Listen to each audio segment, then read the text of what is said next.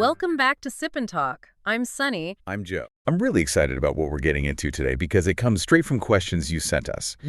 And they hit on some fascinating, really fundamental stuff about, why people move across borders, what that little passport book actually unlocks. Yeah, the power of the passport. Exactly. And honestly, how countries sort of see each other and interact. We've got some really interesting ground to cover, especially looking at the dynamics around China and Taiwan based on the information you shared.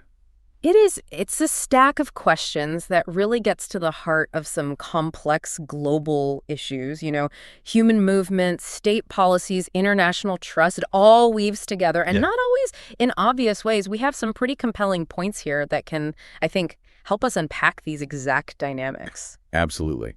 So our mission together in this deep dive is to really sift through this information, try to understand what it tells us about, immigration trends, the surprisingly huge differences in visa-free access. Right, where you can go. Yeah, exactly. And what might be driving the interactions between these places and, well, the rest of the world. We're aiming for insight, maybe a few surprising facts, and definitely a conversation that feels, well, like a deep dive.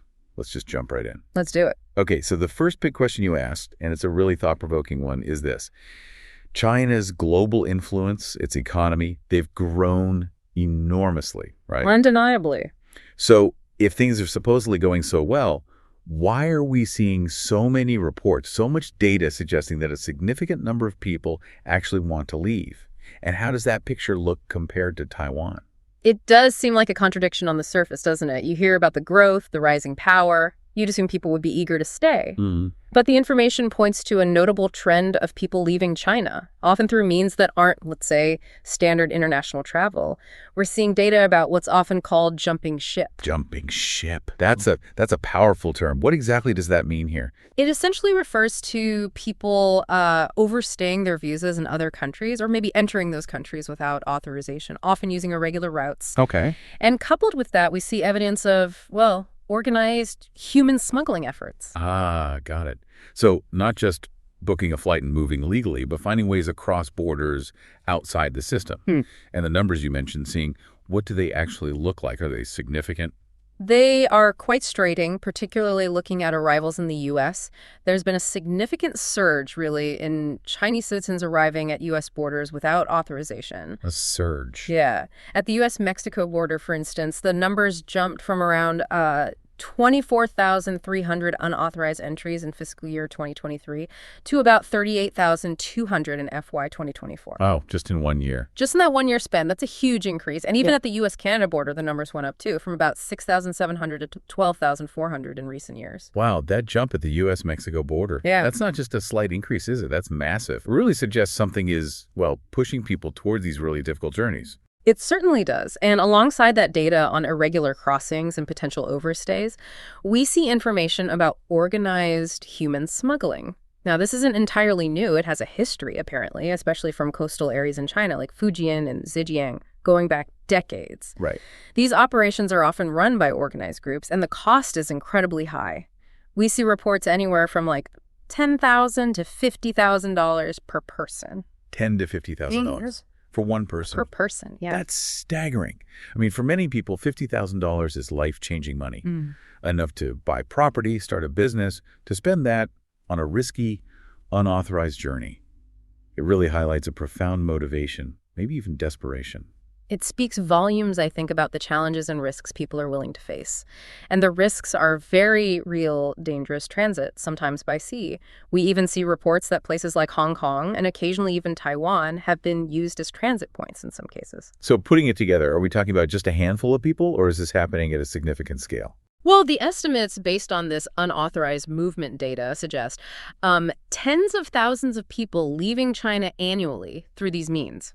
Smuggling, or this jumping ship phenomenon. Tens of thousands a year. And it's worth noting, China seems to be reacting to this trend, reportedly increasing penalties for illegal immigration, doubling fines, longer detention times. Okay, so the picture for China, based on this information, is one of significant unauthorized immigration, with a government actively trying to curb it.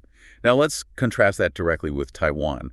What does the data show there? It's a fundamentally different situation. The phenomenon of Taiwanese citizens jumping ship is, well, exceptionally rare. Really? Yeah. The data points we have indicate that when there are issues with illegal stay within Taiwan, it overwhelmingly involves foreign workers, not Taiwanese citizens trying to leave illegally.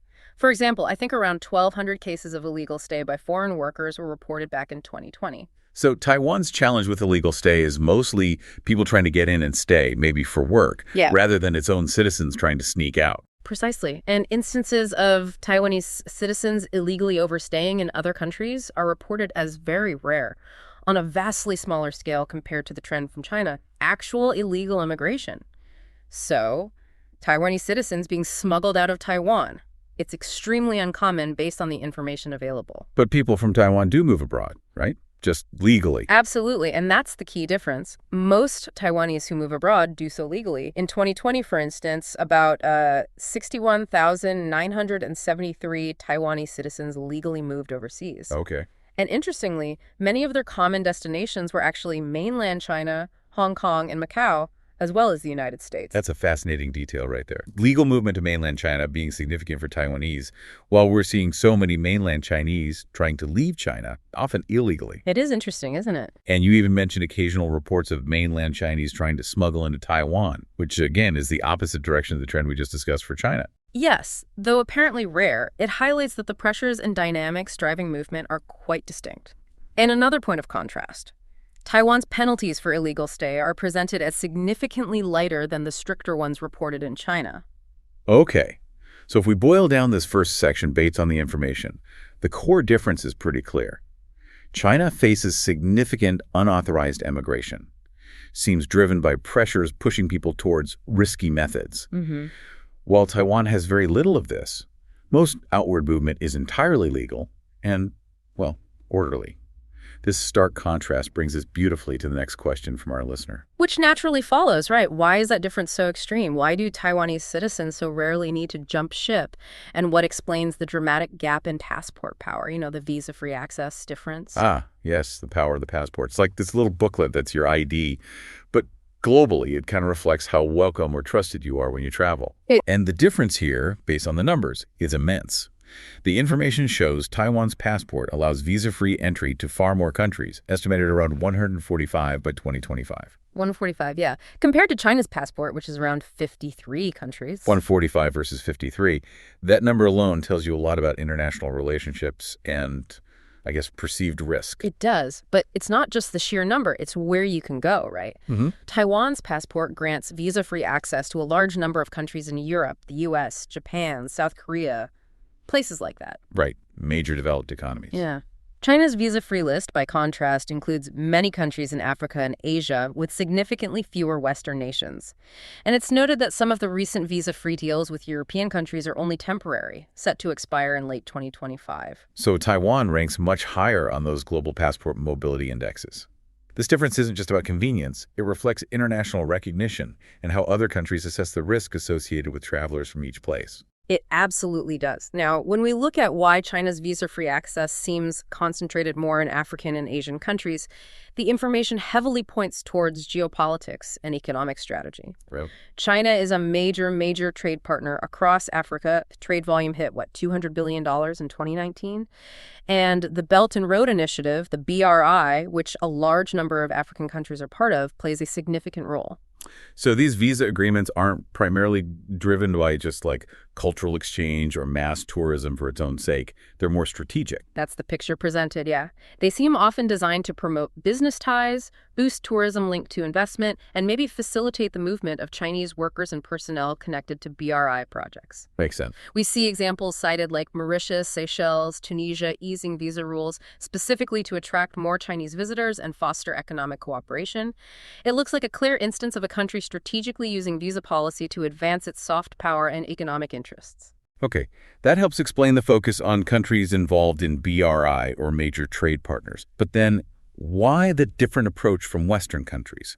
Why are they generally more restrictive for Chinese citizens? Well, The reasons cited in the findings align with some concerns we touched on earlier. Western nations tend to maintain stricter visa requirements, apparently due to concerns they have about potential illegal immigration. Linking back to the jumping ship data. Exactly, directly linking back to that surge in unauthorized entries we discussed. There are also concerns noted about potential espionage and just broader geopolitical tensions, which contribute to a more cautious approach regarding who gets easy entry. So it's a different calculation. A different assessment of potential risk versus potential benefit compared to, say, a country heavily invested in economic partnership through BRI. That appears to be the dynamic described, yes. Countries weigh different factors, economic incentives, security concerns, potential immigration challenges, and those calculations lead to very different visa policies. And this brings us back full circle to the first topic again. The high number of visa-free countries for Taiwan. That easy legal access for travel, maybe even exploring work. Oh. It seems directly connected to why Taiwanese citizens have little need or motivation to jump ship. It seems logical, doesn't it? Yeah. If you can travel freely and legally to so many places, why would you resort to dangerous, illegal methods? Exactly. When legal pathways are readily available and widely accepted internationally, the incentive for unauthorized travel or overstaying just diminishes significantly. That connects those 2 points beautifully. And it leads us right into our third question from the listener, which gets into the perception and motivation behind these international reactions. It asks, are these restrictions, this international caution, these stricter visa rules faced by China, is it simply about other countries trying to suppress a strong, rising power? That's a really insightful question. And based on the information provided, the picture seems more nuanced than just simple suppression. The reasons cited for international caution appear rooted in specific actions, policies, and perceived risks, rather than solely a desire to keep China from being powerful. Okay, so what are those specific reasons, according to the information? Things distinct from just trying to hold China back. Well, we've already discussed some of them. Concerns about the risks of illegal migration, remember that surge in border crossings. Right. Worries about espionage, existing geopolitical tensions. These are all factors that influence how other countries view the risk of granting easier access. But the information also points very strongly to China's own internal controls and exit policies as a significant contributing factor. China's internal policies. How do those affect how other countries treat Chinese travelers? That seems counterintuitive. Well, the findings indicate that China has very strict exit controls, and this includes the increasing use of apparently arbitrary exit bans. Exit bans. Yeah. These bans can prevent both Chinese citizens and even foreign executives working in China from leaving the country, sometimes with little to no clear explanation or due process. Reports highlight a significant increase in court cases related to these exit bans in recent years. So the information suggests China itself makes it unpredictable and difficult for people to leave, sometimes without warning, even for its own citizens. Yes, that's what's indicated. And crucially, the information also touches on why people in China might desire to leave in the first place. The motivations. Right. It cites reasons like political control, censorship, restrictions on speech. Concepts like the run philosophy, which has been discussed, seem to reflect a growing dissatisfaction with political constraints, maybe a feeling of being restricted, perhaps amplified after experiences like the strict lockdowns. These internal factors, as presented in the information, seem to contribute to the desire for some to emigrate, and for others, maybe the desire for unauthorized emigration when legal avenues are limited or blocked. This resulting unauthorized emigration, in turn, can raise red flags for other countries when they're assessing visa policies. Okay, so it's less about simply wanting to suppress China's strength and more about other countries reacting to specific internal policies and behaviors within China. Things that lead to outcomes like a surge in unauthorized immigration or concerns about legal predictability for individuals. That appears to be the dynamic described in the material we looked at. It suggests there's maybe a tension here. A tension. Yeah, between maybe what many in the international community might expect from a major global power, perhaps a move towards greater openness, adherence to international norms on free movement, information access, and maybe a feeling within some parts of China that its growing strength means it doesn't need to conform to external expectations and can prioritize control instead. It sounds like a complex interaction. China's actions, its internal policies like these controls and exit bans and the resulting emigration trends, those things can directly impact how it's perceived internationally. Right. And that can lead to cautious responses from other nations, like stricter visa rules or travel advisories. The information suggests this is less about a raw desire to keep China down and more about reactions to the specific ways China operates and the consequences, like that noticeable rate of unauthorized immigration. That seems to be a key takeaway from this analysis, yeah. This really brings everything we've discussed together then. Looking at all these pieces, the different scales and methods of immigration, the huge gap in passport power, the reasons for international caution, the internal realities.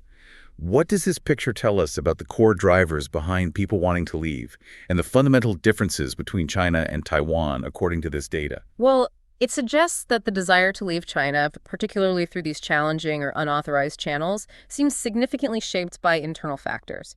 Things like political pressures control, censorship, a perceived lack of freedom combined with economic uncertainties. Okay.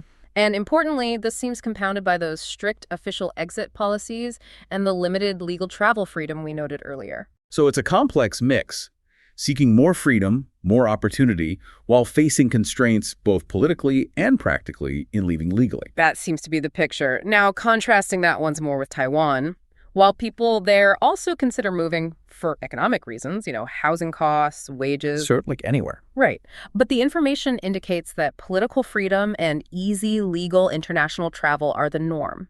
This means that for Taiwanese citizens, legal immigration, temporary work abroad, or just traveling freely are the standard pathways, not illegal jumping ship. It really highlights how different internal realities and government approaches directly shape citizens' options, their desires for mobility, and how that, in turn, influences a place's international standing, reflected in things like passport power and visa rules. Exactly. The internal environment and the external realities seem deeply intertwined here. This deep dive, prompted by your excellent questions, really makes you stop and think.